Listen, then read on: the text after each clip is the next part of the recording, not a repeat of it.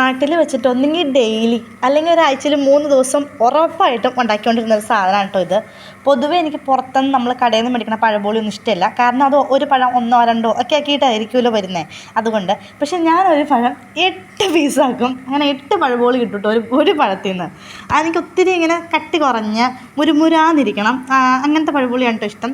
അപ്പോൾ ഞാൻ കുറച്ച് മൈദ എടുത്തിട്ടുണ്ട്. അതിനകത്തോട്ട് ഇച്ചിരി മഞ്ഞൾപ്പൊടി, കുറച്ച് പഞ്ചസാര, തുള്ളി ഉപ്പ്, പിന്നെ ചിലവർ എള്ളിടും. എൻ്റെ കയ്യിൽ എള്ളില്ല, ഞാനങ്ങനെ എള്ള് ഇതിനകത്ത് ഇടാനായിട്ട് സെപ്പറേറ്റ് ആയിട്ട് മേടിക്കാറില്ല, അതുകൊണ്ട് എള്ളി ഇട്ടിട്ടില്ല കേട്ടോ.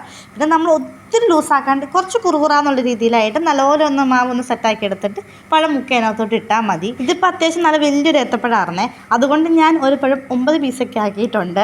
എനിക്ക് ഒത്തിരി കട്ടിക്കുള്ള ഇഷ്ടമല്ല, കുറച്ച് മുരുമുരാന്നിരിക്കണം. അതുപോലെ ഒത്തിരി പഴുത്ത് പോയ പഴം എനിക്കിഷ്ടമല്ല, അതിങ്ങനെ ഉള്ളിങ്ങനെ വളവളാന്നിരിക്കും. ഇതിങ്ങനെ പിടിച്ചാൽ ഒരു കോല് പോലെ തന്നെ ഇരുന്നോളും. സാധാരണ ഇത്രയും മുരിഞ്ഞ് വരുമ്പോഴേക്കാണ് എടുക്കാറ്, പക്ഷേ എനിക്ക് കുറച്ചുകൂടെ മുരിഞ്ഞ് ഇങ്ങനെ ഇരിക്കണം കേട്ടോ. 7:30 കഴിഞ്ഞപ്പോഴേക്കാണ് ഞാൻ പഴംപൊളിയൊക്കെ ഉണ്ടായി കഴിഞ്ഞത്. പിന്നെ ഞങ്ങൾ എല്ലാവരും കൂടി ഇരുന്ന് കഴിച്ചു. കഴിക്കണ വീഡിയോ ഒന്നും ഞാൻ എടുത്തില്ലായേ.